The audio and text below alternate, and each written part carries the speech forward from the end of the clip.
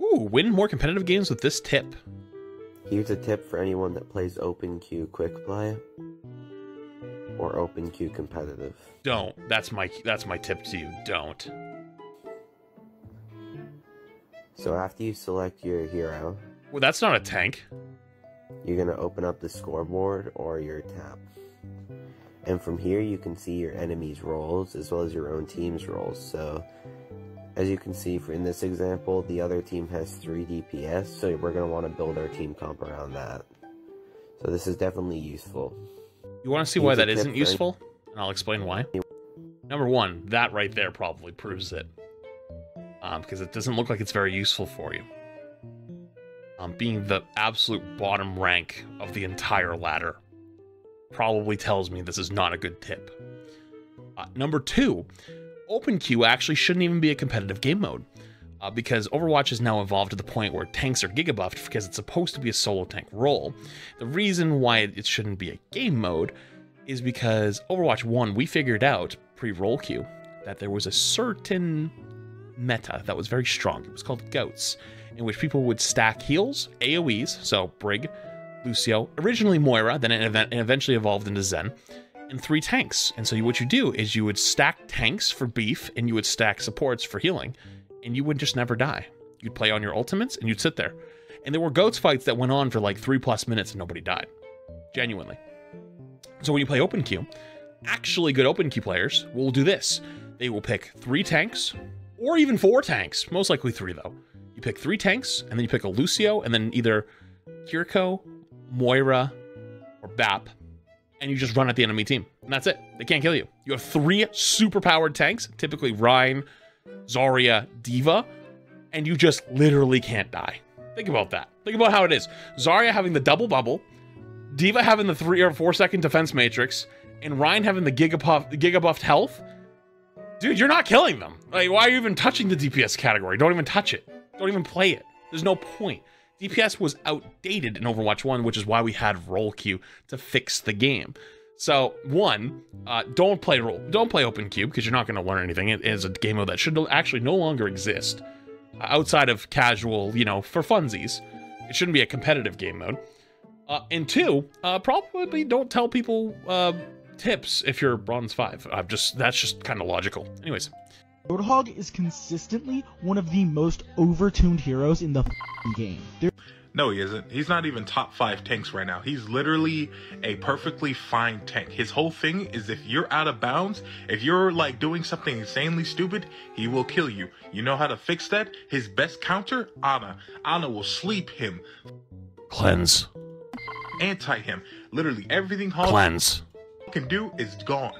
Also, you want to know who's also really good against Hog, but no one seems to think about it? Fuck D.Va. Like, if your teammate gets hooked by a Hog, you know what you can do? Matrix that, so they survive. Technically not wrong. D.Va is actually decent against Hog, correct. But that's only on maps where there's high ground. And Orisa is better. And Sigma is better. So, you can play Orisa and you just kind of dominate her. D.Va does technically work, but where it falls apart is where Hog pulls the D.Va and then shoots the D.Va. That's when you fall into problems. But you also forgot Kiriko existed. I need to check the date.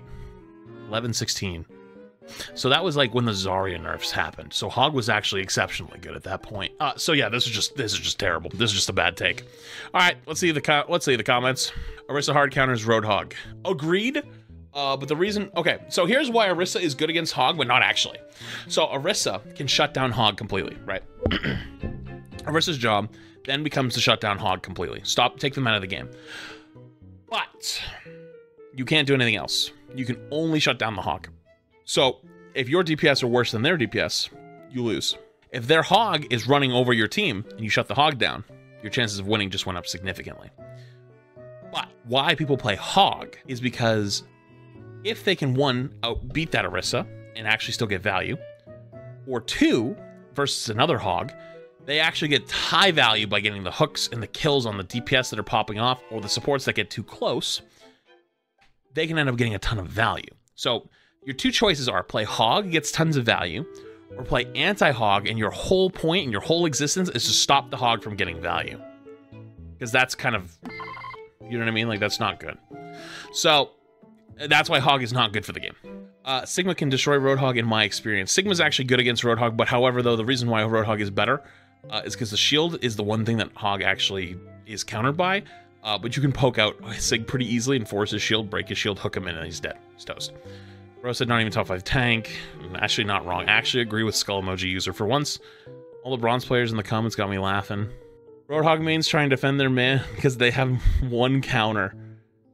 As a Roadhog main, I can confidently say if you think he's OP, it's a skill issue. What are you talking about? The original said overtuned, no one said insanely good. Holy shit, dude. I'm gonna lose. Oh man, I'm gonna lose my mind. Is 7 HP more than Reinhardt? He can heal himself within 6-second cooldown, hook, and a one-shot character. That ain't OP? Question mark? And actually, don't forget his ultimate. His ultimate's actually a lot better than it was in Overwatch 1. Yeah, dude. Oh man, Roadhog is actually the funny thing is Roadhog after this video was made started dominating ranked, and it still is to right now as of December 14th. So, oh man, dude. I feel like this one should have got deleted. I feel like you should have thrown this one in the back of the. Oh, it's my guy again! Oh, man! Oh, here we go again! We're back again! Sorry, a little Overwatch 2 rant. I've been playing some competitive matches because I want to get this. All gold skins for weapons cost 3,000. I only have 210. I just had a game in competitive that lasted 25 minutes. This only went up by 15. That cost 3,000. You're gonna be real upset when you find out that bronze only gets like 250. At 210. I did the math. Do y'all want to know how many matches I would need to win consecutively without losses? Assuming each time I win, it only goes up by 15. You get a bonus every season, but your bonus is gonna be like bronze, so you're gonna get like 100 or 250 or something. 186 consecutive wins is what I would need to achieve in competitive in order to get this. I'm having a hard enough time trying to find a team that isn't completely incompetent, so how the f am I gonna do that? Or finally, when I do get a team that is competent, the enemy team is full. Wait, bronze only gets 65? Oh man, he gonna be playing a lot of games. Sweats. What do I do? Wait, what do you say, playing against sweats? Or finally, when I do get a team that is competent, the enemy team is full sweats. What do I do? Bro, think about there. There is only one common denominator here. There's only one common denominator. That's all I'm gonna say. Ah, dude, this is getting bad. Why is there so many of this? Another prime. Oh, no. There's always responses! Oh, God. Oh, no. Oh, this is getting bad. Another prime example of how toxic the Overwatch community is. Holy shit. I didn't say I wanted a reward for losing. Side note, my endorsement is usually 3. It went down recently. Come on, dude! Come on! Come on! No, dude, it's like, I don't even want to do this anymore. It's kind of getting bad. I actually starting to feel a little bit bad at this point, but like, it's like the gift that keeps on giving. I mean, it would be nice if they could at least give you some small compensation, like, I don't know, 5 comp points isn't much to ask for, is it? Considering you have to get 3,000 just to get a gold skin. I have every gold gun in the game, and I have enough to buy another character and a half at this point. I haven't even been playing on PC for that long. Like, I came from console, and I didn't bring any of my console because there was no cross progression. And all it is cosmetics. It's not like it does anything game-changing. But even when you win, you only get 15? It takes forever to even win a match. It takes forever to get into a match. And first off, let's actually be clear. I actually think there should be more rewards for competitive than just gold guns. Gold guns is actually kind of just lame. But second off, it's supposed to be something that's a little bit prestigious. That was the whole original idea. I'm not that new. I have like almost 130 hours put into the game. And over 5,000 kills as Junkrat with almost 2 million damage. This has to be fucking bait. It has to be bait. There's no way. Nobody actually says this shit. Nobody says that. Nobody says I have 4,000 kills on Nobody gives a into the game. And over 5,000 kills as Junkrat with almost 2 million damage. Like, I think I've put at least a decent amount of time to know what the I'm talking about. No! Stop! I'm not saying I'm like some pro player. I'm definitely not, but Jesus Christ. Okay, like this. The opinions of pro players are not the only ones that matter. Another prime example. In this case, you know what? Yes, it is. Yes, it is. You know what?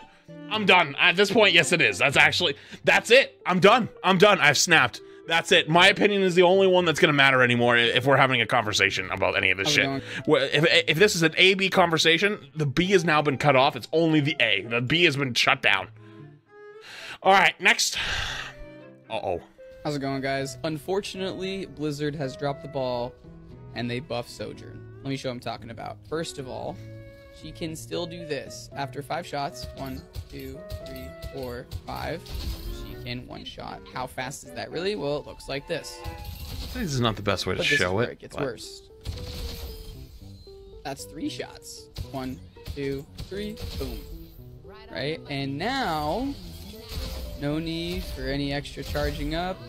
It was such a better way to show this, though. One-shot people. Oh my gosh, Blizzard! How did we overlook such a thing? But that Not only always did they buff her primary fire damage and buff her railgun charge speed in her ultimate, but now with a mercy pocket, she can still one-shot. So, good job, Blizzard. You have buffed Sojourn. I'm all for Duncan. Dude, I do that shit all day long. But like, I feel like this was like kind of deceptive. Like, there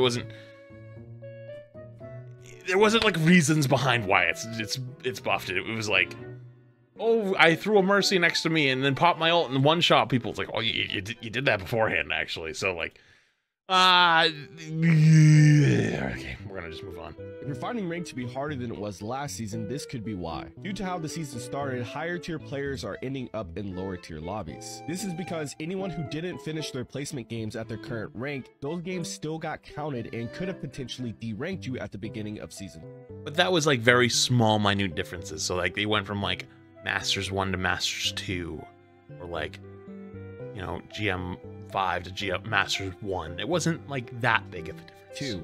And then from there, you further were deranked due to the decay that everyone else received. So for me, I finished at Plat 5, but because I didn't finish my placements, I started the season off at Gold 2. I then from there decayed down to Silver 1. Overwatch has responded by saying that your matches will still be based off of your overall MMR. But from what we're seeing, this is not the case. While my placements while still at Silver 1, I had someone who was Grandmaster last season on my team. And this isn't...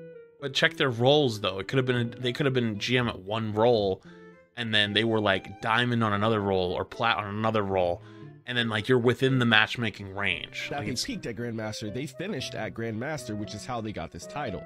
I also had one of my friends who at the time was Diamond. He was going up against someone who was Gold. And that Gold player's team just got absolutely steamrolled because the matchup was just completely unbalanced. If you're finding ranking up to be a little bit harder than usual, just know that it may not be entirely your fault. Anyway, like and follow. I will say there is definitely some suspicious going on, because I did play a game on my support account with Emong, and our tank had not. They played 3 placement games, and they didn't finish their games. They played 3 games in season 1, and then they just started playing in season 2. They did not place yet, and they were facing against a GM5 tank currently, and finished last season at GM5. So like, they got dumpstered. Like, it wasn't even close. So like, that was a little suspicious. So I'm honestly not even like that upset about this, because like, I understand there is definitely something in the water, but I don't think it's not as bad, I think, as you're saying. Best tips for Echo. 1. Hope or look for a pick. 2. Always ULT a tank. That was an Overwatch 1 thing. That's actually not totally how Echo is played actually 3. Anymore. Target backline. Okay. One more thing. When in Echo's ultimate, as a copy of your enemy, you can build up ultimate fast. Use it as an advantage to team wipe. I feel like these weren't tips. I feel like those were some of the most like basic. You wouldn't learn anything from those. That was very low effort, it felt like. Echo's ultimate. I don't know, but the reason you actually can't copy tank all the time anymore, because you only have 300 HP.